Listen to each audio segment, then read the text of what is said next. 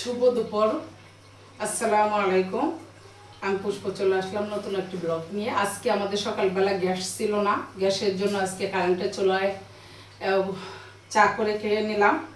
এখন একটু একটু হালকা গ্যাস আসছে, বাসায় গ্যাসটা আসছে, তাড়াতাড়ি একটু রান্না করতে হবে। রান্নার বাসায় দিয়ে আজকে আমি কি কি সারাদিন কাজ করবো ব্যস্ততার মধ্যে আপনাদের সাথে একটু একটু শেয়ার করার ট্রাই করবো। এই কয়েকদিন ভালো করে আমি শেয়ার করতে পারি নাই, তার জন্য সরি। কিন্তু আজকে আমি প্রপারলি একটু ট্রাই করবো শেয়ার করার জন্য। আপনারা আমার সাথে থাকেন।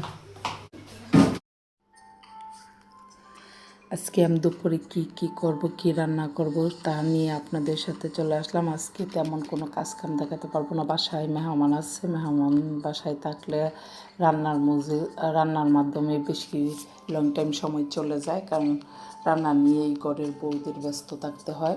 যেরকমটা আজকে আমার রান্না নিয়েই এই কয়দিন ধরে রান্নার ঘরেই বেশি থাকা হয়, রান্নার ব্লগটাই আমার বেশি দেওয়া হয়। ঘর গুছানো, ঘরের অন্য অন্য কাজ কাম কোনো কিছুই আপনাদের সাথে শেয়ার করতে পারি না তেমন একটা।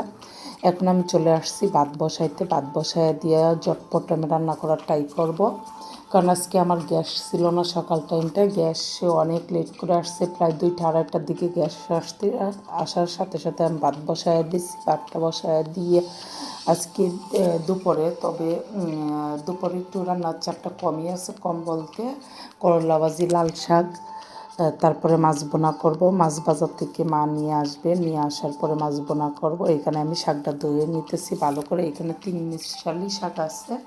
অনেকেই 5 মিশালি শাক খাইতে শুনছি, কিন্তু আমার হাজব্যান্ড নিয়ে আসছে 3 রকমের শাক। আমি 3 রকমের শাক একসাথে মিক্সড করে রান্না করে নিতেছি। ওই দিনও আমি 3 রকমের শাক একসাথে মিক্সড করে রান্না করে নিয়েছি। কিছু শাক ছিল, এটা আমি রেখে দিয়েছিলাম ফ্রিজে। এটা এখন ভালো করে পরিষ্কার করে ধুয়ে নিতেছি। শাকটা যত পরিষ্কার করে ধুয়ে নেওয়া হোক, মানে একটু ভালো করে পরিষ্কার করে না ধুয়ে নিলে মনে হয় যে ধুলাবালু আছে শাকে, একটু ভালো ভালো লাগে। এই জন্য আমি অনেকবার ধুয়ে নিই সব। এতবার তো আর আপনাদের সাথে শেয়ার করা যায় না, শেয়ার করলে আমার ভিডিওটা অনেক লং হয়ে যাবে, তাই হয়তো 1-2বার ধোয়াটাই শেয়ার করি, কারণ এটা তো ভিডিওর মাধ্যমে সব কিছু শেয়ার করা যায় না। এখন এই যে ভালো করে ধুয়ে নিতেছি। ধুয়ে নেওয়ার পরে আমার শরীরটাও বেশি ভালো না, আমার মনটাও বেশি ভালো না, কেন জানি মাঝে মাঝে অনেক মন খারাপ হয়, আপসেট হয়ে থাকি। মানে আপনারা আমার মুখের অবস্থাটা দেখে বুঝতে পারতেছেন আজকে আমার শরীরটা অনেক খারাপ। তারপরেও বাসায় মেহমান আছে, আমার কী করব, মানে শরীর মন দুইটাই খারাপ। তারপরেও সব কিছু ঘরের বউদের হাসি মুখে ম্যানেজ করে নিতে হয়। হাসি মুখে সব কিছু ত্যাগ স্বীকার করে স্বামীর মুখের দিকে তাকিয়ে, ফ্যামিলির অন্য অন্য সদস্যদের মুখের দিকে তাকিয়ে মেয়ে মানুষের সব কিছু মানিয়ে নিতে হয়। মানিয়ে গুছিয়ে নিয়েই সংসার করতে হয়, জীবনটাকে চালিয়ে দিতে হয়। এইটাই প্রত্যেকটা মেয়ের লাইফেই একই রকম। এছাড়া আর কী বলার আছে আপনাদের সাথে, কী বলবো, এটা আমি না, সব মেয়েদের বেলায় একই রকম। হাজার কষ্ট লাগা, ভালো লাগা, সব কিছুই মনের ভিতর চেপে রেখে প্রতিদিনের মতোই একই রুলসে চলতে হয়, একই রকম করে চলতে হয়। কিন্তু আমি মুখে কিছু না বললেও আপনারা আমাদের অবস্থাটা দেখে বুঝতে পারছেন যে আজকে আমি একটু মানসিকভাবে অসুস্থ।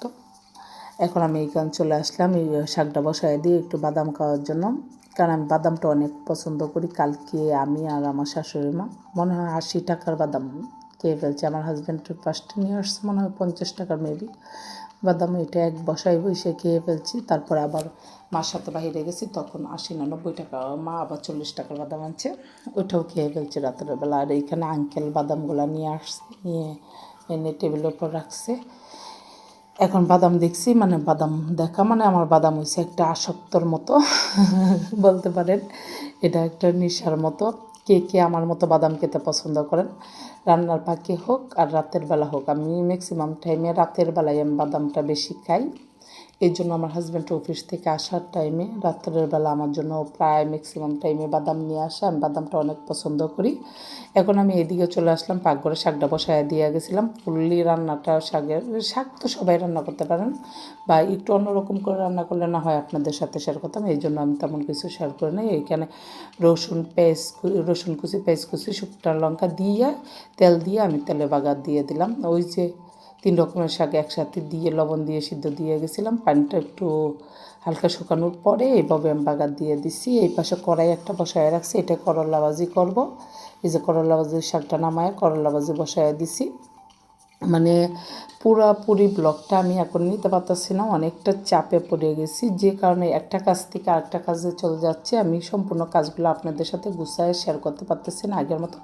এই যে করলা ভাজিটা বসায় দিয়ে এইদিকে আবার কাপড় চোপড় কিছু ধুয়ে নিলাম করলা ভাজির পাকে মিডলে বসায় দিয়ে কাপড় চোপড় অফ ক্যামেরাতেই ধুয়ে নিছি, কারণ ওই যে বললাম না যে তাড়াতাড়ি করার জন্য আমি এগুলো করতেছি।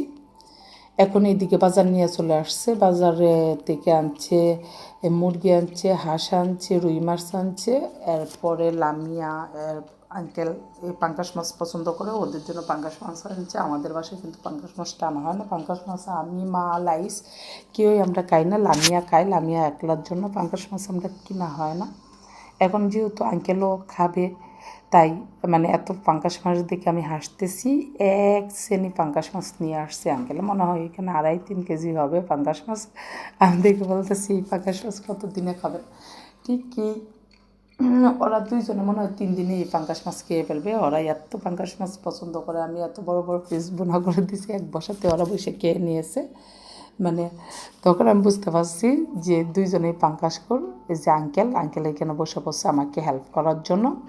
আঙ্কেল কাঁচামরিচ এরপরে ধনিয়া পাতা এগুলো বেছে রাখবে, হেল্প করবে। এই যে দেখেন এটা পুরোটা পাঙ্গাস মাছ, এখান থেকে অবশ্যই মাকে আমি সাইড পিস দিছি, মা ধুয়ে রাখবে, এটা আমি যাই বোনা করব। কিন্তু বাজারটা গুছাই রেখে যাব যতটুকু পারি, আর বাকিটা লামিয়া গুছাবে।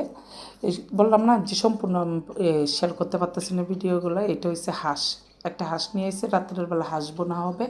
আপনাদের সাথে হাঁস বোনার রেসিপিটা আমি শেয়ার করব পুরোপুরি, কারণ হাঁসটা একটা সিক্রেটভাবে আমি রান্না করি, যে কারণে হাঁসটা আমার হাজব্যান্ড খেলে বলে যে গন্ধ কারণে সবাই কথা বলতে হয়, সবার কথাগুলো মিউট করে দিতে আমি বাধ্য হলাম। কারণ অনেক রকম ফ্যামিলি পার্সন থাকলে অনেক রকম দুষ্টামি ফাইজলামি অনেক ধরনের কথা হয়, সব কথাগুলো নেওয়া যায় না, যে কারণে আমি কথাগুলো মিউট করে দিচ্ছি। এই পাশে আঙ্কেল বসে বসে হেল্প করতেছে, সব বাজারগুলো বের করতেছে। মূলা নিয়ে আসছে, মূলা, ফুলকপি, ধনিয়া পাতা, কাঁচামরিচ, অনেক সবজি নিয়ে আসছে। সবজিটা ওই যে ক্যামেরাটা এইভাবে লামিয়ে রাখছে, যে কারণে সবজিগুলো দেখানো যাচ্ছে না। লেবু নিয়ে আসছে, এখানে আমি 4টা বোম্বাই মরিচ নিয়ে আসছে, এটা আমি বের করে দেখাইতেছি, বলতেছি এই বোম্বাই মরিচগুলো মাখাবে। মা বলতেছে একটা লেবু দাও, কারণ লেবুটা বলতেছে কেটে দেওয়ার জন্য। আমি বললাম মাছ ধরছি, আমি লেবু কাটবো না। ওনাকে বললাম চাকু দিয়ে কেটে নিতে। এখন আমি পাকঘরে চলে আসলাম। ওই যে বললাম না মাকে আমি 4 পিস মাছ দিছি, মাছ ধুয়ে রাখছে, এই মাছটা আমি ভেজে এখন বাজার জন্য বসাই দিছি। এইদিকে মানে জটপট করতেছি, কারণ আমার আরবি মিস আসবে, আসরের নামাজের সময় চলে যাইতেছে। মানে রান্না করতে করতে এই যে আজকে বললাম না যে গ্যাসটা অনেক লেট করে আসছে, যে কারণে আমার রান্না করতে করতে অনেকটা সময় চলে গেছে। আসর নামাজের টাইম চলে যেতেছে, আসর নামাজ পড়বো, মানে কোন দিকে রেখে কোন দিকে যাবো আমি কিছুই বুঝতে পারতেছি না। তারপরে আসর নামাজ পড়ার পরে আরবি মিস্টার আসবে, আরবি পড়তে হবে। মানে যতটুকু পারছি আমি একদম শর্টকাটে পড়লি, আমি ভিডিওটা নিতে পারছি না, সরি এখন, কারণ বাসায় মেহমান থাকলে পুরোপুরি ভিডিওটা নেওয়া যায় না, কারণ রান্নার চাপ বেশি থাকে। এরপরে কোনটা রেখে কোনটা নেব, এরপরে এই দিকে রান্না করতে করতে অনেকগুলো জিনিস জমে গেলো। ওই যে বললাম না বাজারগুলা সব বের করছিলাম। এখন এগুলো একটু হাঁড়ি পাতিলগুলো আমি ধুয়ে পরিষ্কার করে নিতেছি, কারণ কিচেনটা আমার যত সময় কমই থাকুক না কেন আমার কিচেনটা পরিষ্কার না করলে, এই যে আমার দুপুরের রান্না, এইখানে মাছ বোনা, শাক, করলা ভাজি, আর এটা হচ্ছে রাত্রের রেসিপি। রাত্রে আমি ওই যে বসাই দিলাম, বললাম না যে পুরোপুরি ভিডিওগুলো শেয়ার করতে পারতেছি না আপনাদের সাথে। হাঁস কাটা, হাঁস কীভাবে কষ্ট করে বেছে নিছি, এই সবগুলো আমি নিতে পারি নাই, সরি, অনেকটা কষ্ট হয়েছে হাঁস ইয়ে করা। এইখানে ওই যে আমি পেঁয়াজ কুচি, তেজপাতা, দারচিনি, এলাচি সব কিছু দিয়ে দিছি, দিয়ে আমি একটু ভালো করে নেড়ে ছেড়ে ভেজে নেবো। এই যে এইখানে একটা সিক্রেট আছে, আপনারা লক্ষ্য করলে বুঝতে পারবেন। এরপরে আমি শর্ট ভিডিওতে দিয়ে দিব কীভাবে হাঁসটা রান্না করলে যে কোনো হাঁসের গন্ধ থাকে না, 1 ফোঁটা হাঁসের কোনো গন্ধ পাবেন না আপনারা। ফ্লেভার পাবেন। হাঁসটা একদম তৃপ্তি সহকারে খাবেন এবং আমাদের বাসার সবাই তৃপ্তি সহকারে খাইছে। ওই যে রাত্রের প্রায় 12টা বেজে গেছে, যে কারণে আমি ভিডিওটা শেয়ার করতে পারি না। আমার হাজব্যান্ডের অনেক খিদে লাগছিল, নইলে আমি আমার হাজব্যান্ডের রিভিউটা আপনাদের সাথে লাস্টে আমি শেয়ার করে দিতাম। কারণ আমি যেদিন রান্না করব মানে আমার হাতের রান্নাগুলো ম্যাক্সিমাম রান্নাগুলোই ওর খুব পছন্দ হয়। এটা আমি আমার প্রশংসা করতেছি না। আমি যদি প্রতিদিন পারতাম আপনাদেরকে আমার হাজব্যান্ডের রিভিউগুলো শোনাইতাম। এই যে হাঁসটা আমি আমার মতো করে রান্না করে ট্রাই করছি। ওই যে ভালো করে পেস্টটা ভেজে নিতেছি, ভেজে নিয়ে হাঁসটা দিয়ে দেব। মানে অনেকেই আছে মশলা কষায় হাঁস দেয়, কিন্তু আমার ওইভাবে রান্না করতে ভালো লাগে না। হাঁসটার একটু গন্ধ গন্ধ থাকে, মশলাটা কষায় হাঁসটা দিলে। তার চেয়ে বরং আমি একটু পেঁয়াজের সাথে হাঁসটা ভেজে নেই। এই যে আপনাদেরকে দেখাইতেছি, পেস্টটা বাদামি কালার হয়ে আসলে আমি হাঁসটা দিয়ে দেব। আমি আমার মতোই রান্না করি, কিন্তু খাবারটা খেতে অনেক মজা হয়েছিল। তার সাথে হাঁসের সাথে দেখবেন আপনারা একদম মসমসে লাল লাল টাইপের পরোটা। মানে ও রাত্রে এই যে রাত্রের করে মানে হাঁসের মাংস খাবে আর পরোটা। হাঁসটা হয়েছে একটা ঝামেলার, মানে বাসা পরিষ্কার করা অনেকটা বিরক্তকর একটা জিনিস। তার সাথে হয়েছে পরোটা। এই পরোটার হাঁসটা মানে আমি বেছে দিছি, মা কেটে দিচ্ছে। এই যে বললাম না যে বাসায় মেহমান আছে, এই জন্য আর কি পুরোপুরি আমি ভিডিওগুলো নিতে পারতেছি না, অনেকটা কাজের চাপে পড়ে গেছিলাম। না ওই সুন্দর করে আপনাদেরকে ভিডিও দেওয়ার ঠাই করতাম, কারণ আমি না এটা মনে হয় প্রত্যেকটা ব্লগারের বেলায় একই রকম হয়ে যায়। যখন মেহমান আসে কোন কাজ থেকে কোন কাজ দেখাবে, কি করবে কি না করবে, সবার বেলায় এরকম মানে কোনটা রেখে কোনটা নেবে। এই যে আমি হাঁসের মাংসটা দিয়ে একটু ভালো করে ভেজে নিয়ে এখানে আদা রসুন জিরার গুঁড়া একসাথে মিক্সড করে রাখি রান্নার জন্য। আমি সব কিছুতেই মাছে শুটকিতে সব কিছুতেই এই মশলাটা আমি ইউজ করি, কারণ এই মশলাটা আমি ইউজ করা দেখছি আমার শ্বশুরবাড়িতে এসে আমার শাশুড়ি মা সিক্রেট মশলা আদা রসুন জিরা বাটা সব একসাথে ব্লেন্ডার করে মিক্সড করে রাখে। ওইভাবেই উনি মাংস রান্না করুক মাছ রান্না করুক সেটা আর কি পরিমাণ মতো দেয়। মাংস তো যতটুকু পরিমাণ ততটুকু দেয়, মাছের যতটুকু পরিমাণ দেওয়ার ততটুকু দেয়, শুটকিতেও দিয়ে দেয়। মানে ওই মশলাটা সব কিছুতেই দিয়ে রান্না করে। ওনারা ধনিয়া গুঁড়াটা খায় না, যে কারণে আমি ওই ধনিয়া গুঁড়াটা দিই না। এখন এই যে ভালো করে মরিচের গুঁড়া হলুদের গুঁড়া দেখলেন, এই তো লবণ দিয়ে ভালো করে একটু নেড়ে ছেড়ে নিতেছি। ভালো করে কষিয়ে নিয়ে একটু জল দিয়ে পানি দিয়ে দেবো, পানি দিয়ে ভালো করে কষিয়ে এই যে হলুদের গুঁড়া সামান্য মানে প্রত্যেকটা মশলা দিতেছি, একটু করে কষাইতেছি, প্রত্যেকটা মশলা দিতেছি। কারণ সবাই সবার মতো রান্না পারেন, কিন্তু একদিন আমি আর মতো করে রান্না করি, খেয়ে দেখেন হাঁসটা অনেক মজা হয়। আমি হাঁসে অবশ্যই আলুও দিব, কারণ আমার বাচ্চা হাঁসের মাংস খাবে না, কিন্তু ও আলুটা খাবে। ও আলু দিয়ে পরোটা খাবে, আলু দিয়ে পরোটা খেতে ও অনেক পছন্দ করে। আমরা যা খাই রাত্রের বেলা ওরেও এখন এইটা সেম খাবারটাই ওর জন্য এক্সট্রা করে রান্না করতে আমার বিরক্ত লাগে। ওরে আমি ওই এখন ট্রাই করি যে আমাদের মতো আমরা হ্যাঁ পরোটা খাবো, আচ্ছা ঠিক আছে ও পরোটা খেয়ে নেব। মানে ওর জন্য ভাত করবো বা এক্সট্রা কোনো খাবার তৈরি করবো, এটা আমার এখন আর হয় না, যে বেশি চাপ পড়ে যায়, এই জন্যই আমি পারি না। এই যা আপনাদের সাথে অনেকক্ষণ পরে আসলাম, মাংসটা কষানো কয়েকবার কষানোর পরে আমি এই যে আলু দিয়ে একটা কষানো দিচ্ছি, কষিয়ে তারপর আবার একটু জল দিয়ে দেবো, পানি দিয়ে দেবো। পানি দিয়ে ফাইনাল লুকে আপনাদের সাথে কিছুক্ষণ পরে একদম ফাইনাল লুক দেখাবো। তার আগে আমি পরোটা ভেজে নেব। মা ওই পাশে বসে পরোটা বানাইতেছে। হ্যাঁ এই যে মাংসটা একদম আমার হয়ে আসছে, একটু এরকম জুল জুল টাইপের, মানে একটু পরোটা দিয়া খাবে তো এরকম না থাকলে ভালো লাগবে না, এই জন্য একটু এরকম টাইপের আমি রাখছি যাতে ওরা খায়। সবাই প্রত্যেকটা মানুষ আমাদের ঘরে খুব তৃপ্তি সহকারে খাবারটা খেয়েছে। হাঁসের মাংস লাইস বলতেছি যে শীত আসলে এরকম ভালো মাসেই শীত থাকুক, আমার বউর হাতের এরকম হাঁসের মাংস বোনা খেতে চাই আমি। ও আমার স্বামী দেখে না, মানে এই জন্যই আমি ও এইভাবে বলে নাই, মানে ও যা যে জায়গায় খাবারটা খাক, যে জায়গায় বেড়াইতে যাক, মানে খাবারটা তৃপ্তি করে সহকারে খেলে বললে বলবে সবার খাবারটা, আর খাবারটা দুই তৃপ্তি সহকারে না হয় সেটাও আমার সাথে শেয়ার করে ফেলে। ও একটু খাবার রসিক লোক, ও খাবার খেতে পছন্দ করে। ও মানে খাবার এক কথায় যেটা বলে যায় এই যে আমি ঝুলটা দিয়ে দিলাম, খাবার প্রেমিক লোক ও, মানে খাবারের জন্য কোথায় না কোথায় চলে যায় আমাদেরকে নিয়ে।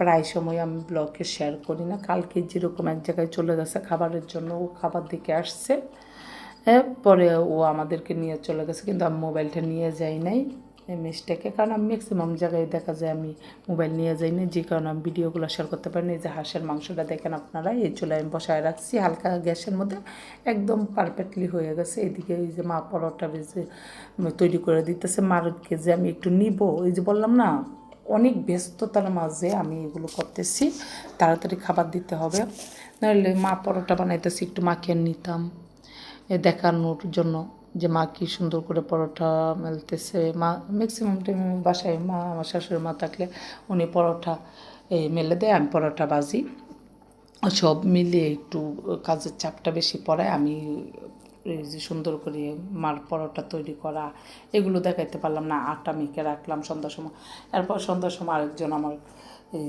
উপরের আমাদের সাততলায় থাকে আমার হাজব্যান্ডের কাজিন চাচাতো বোন, উনি আসছিল, তো ওইখানেও অনেকটা সময় চলে গেছে। এই যে আমার পরোটা, সবজি আর হাঁসের মাংসর ফাইনাল লুক, এটা হয়েছে আমাদের রাত্রের ডিনার। এই সামান্য কিছু করে নিলাম, কিন্তু সবাই তৃপ্তি সহকারে খাইছে, কিন্তু আমার শাশুড়ির মা খাবে না, মার জন্য একটু মুরগি ছিল, আগের দিন রান্না করছিলাম চিকেন, এই চিকেনটা মা ওই চিকেন দিয়ে খেয়ে নেয়, কিন্তু মা তৃপ্তি সহকারে খেতে পারে না, চিকেনটা তো আগের দিনে ছিল, একদম টাটকা টাটকা ফ্রেশ খেতে ভালো লাগে, পরে আবার এগুলো মানে 1-2 দিন বাসি হয়ে গেলে খেতে ভালো লাগে না। ওনার জন্য আমি বলছিলাম যে একটা ডিম পোস্ট করে দিই, কিন্তু না, উনি ওইভাবেই খাবে, কিন্তু একটু ট্রাই করে দেখতে পারতো। মা হাঁসের মাংসটা খায় না কেন জানি না, হাঁসের মাংসটা অনেক মজা হয়েছিল। এই যে আপনাদের সামনে নিয়ে আসছি, আপনারা কিন্তু বাসায় এইভাবে একবার ট্রাই করে দেখবেন। আর আমার শর্ট ভিডিওতে একদম